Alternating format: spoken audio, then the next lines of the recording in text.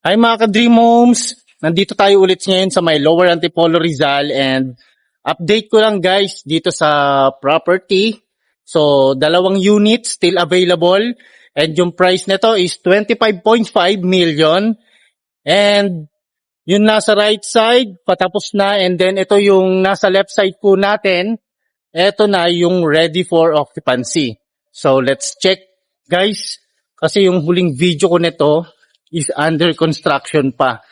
So ngayon ko lang ulit to na videohan itong property na to. So ito yung facade. And then meron siyang 3-car garage.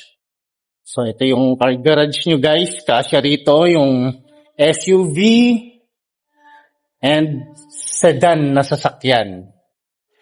So napakaliwalas ng property na to and then napaka-modern and elegant nitong bahay na to.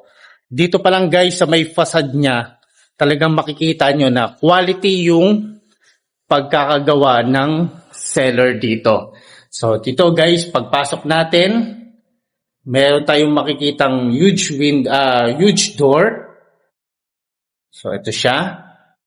And then syempre, dito sa loob ng property guys, makikita nyo rito yung living, dining, and yung kitchen area ninyo. So unahin muna natin guys yung living area. So open concept to guys ha. Kung ano yung makikita nyo rito guys, kasama na to sa bibilhin ninyo. So ito siya. Malaki yung space ng living area and then makikita nyo yung ceiling niya, merong cove ceiling design. And then meron na rin mga pin lights. And makikita nyo yung hanging lights.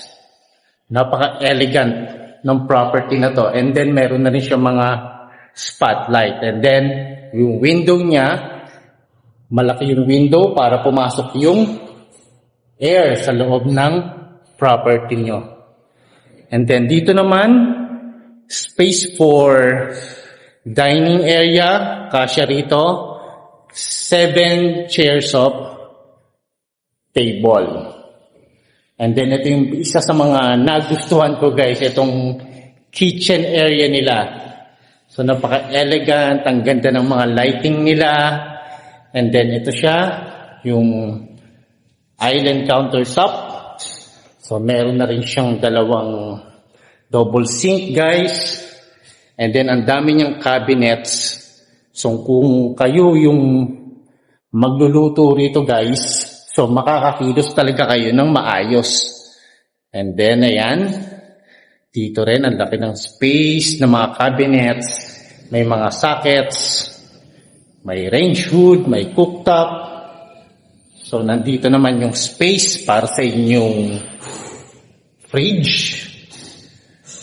Yan. Napaka-elegant talaga ng property na to. So ngayon, dito naman tayo sa may likod ng property. Merong space dito. It's up to you guys kung lalagyan nyo to ng pool or ayan, garden. So it's up to you kung ano yung pwede nyong gawin dito sa space. Yan. And then dito naman, pag diniretso natin to, ito yung maid's room. Spacious din. So malaking space dito ng maids. So ito siya. Pwede kayong maglagay dyan ng double deck. And meron na siyang window, may socket na rin, and may mga pin lights na rin. And then ito yung kanyang toilet and bath. Yan. So, ang ganda ng pagkakagawa rito. Meron na rin siyang sink dyan, may faucet, and then, syempre, meron siya rito shower space. So, ito siya. Yung tiles na rin is floor to ceiling. Ito yung exhaust fan. Ayan yung mga lights niya. Okay, so, proceed tayo ulit sa may loob ng property. And dito naman tayo sa may service area. So dito, for your hard cooking. ito siya.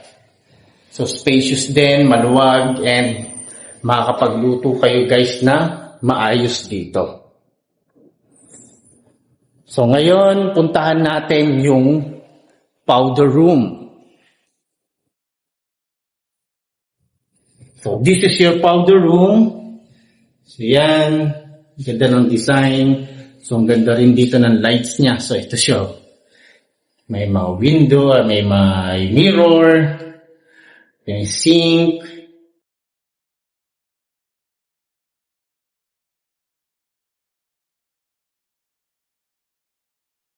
Alright, so nakita natin yung powder room. So proceed naman tayo dito sa may second floor. Ito siya. Tingnan natin yung mga windows para pumasok naman yung natural light dito sa loob ng property.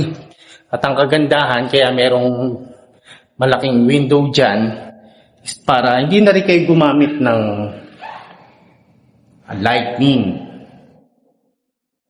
So yan. And then makikita nyo yung chandelier. So napaka-elegant. Alright, so ngayon, nandito tayo sa may second floor. And dito sa second floor, meron tayong makikitang bedroom. So tatlo rito. So ang ganda ng flooring niya. Oh. Napaka-aliwalas guys. And meron na rin siyang split type of aircon. May windows. And meron siyang built-in cabinets dyan. And meron pang space dito. Pwede nyo ilagay dyan yung inyong computer set, study table. So this is the toilet and bath ng bedroom number 1. So yan.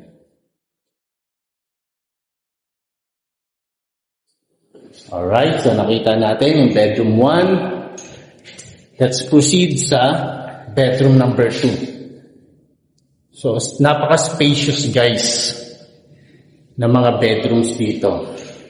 So yan, meron naman space dyan for your study table. And dito naman yung kanyang toilet and bath. Right? And then meron din siyang sariling built-in cabinets. Meron na rin split type of aircon. So ito siya, hanggang sa likod ng inyong door. May mga cabinets. And dito naman, nandito yung master bedroom. And then yung master bedroom, ito pala, makikita niyo rito yung chandelier sa master. And then makikita niyo rin kung sino yung aakyat dito sa second floor. And then, ito naman yung kanyang balcony. So, this is your view, guys. Napakatahimik dito, guys. And mahangin. Ayan, guys, so kung nakikita nyo yung dalawang unit na ginagawa, so hawak ko rin yan. Kung naghahanap naman kayo ng property na ongoing construction at hindi kayo nagmamadali, pwede kong i-offer sa inyo yan. So, yan. Okay? So, ayun, proceed na tayo dito sa ating in-house tour. Ayan yung lighting niya. This is the master bedroom, guys. And then, dito naman, nandito yung walk-in closet ni master bedroom. So, meron din siyang split type of aircon. So, ang daming space ng walk-in closet niyo. And then yung lighting, spotlight. And dito naman yung kanyang toilet and bath. His and her sink. And then nandito naman yung shower space niyo. Ayan yung niche. Ganda ng tiles niya. No? Tapos yung color combination na ginawa dito ni seller is talagang sumasakto sa kanyang design. Okay. So ngayon, nakita natin yung mga kwarto rito sa may second floor. Proceed tayo ngayon sa may third floor.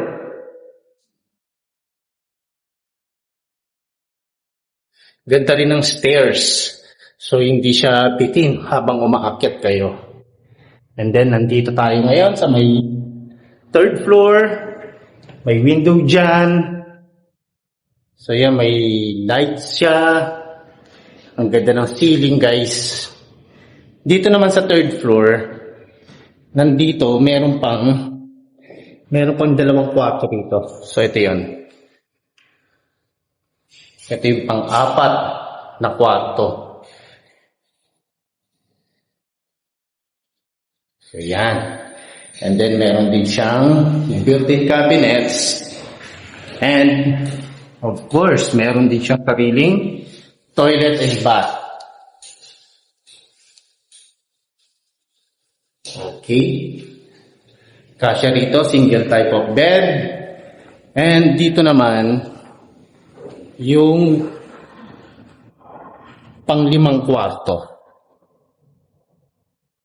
So, ito na. Panglimang kwarto, guys. May split type of aircon. Meron siyang sariling cabinets. And meron din siyang sariling toilet and bath. Okay. And dito, guys, sa may last part, andito naman ang inyong roof deck. Pwede kayong magkaroon ng event dito, pumesto rito, and then makita nyo yung mga views. So, ang views nyo rito is mountain view na, guys. Oh. Nakikita nyo dyan yung Cloud9. Ayan. And then, ang daming puno. So, fresh na fresh yung hangin dito, guys. So, ayan. Ito, mga ka-Dream Homes, kung interested kayo sa property na to, and kung naghahanap kayo sa Lower Antipolo, and then flood-free, hindi ito inabot ng baha, this is for you. So, magkita-kita tayo ulit sa aking susunod na house tour. God bless and bye-bye!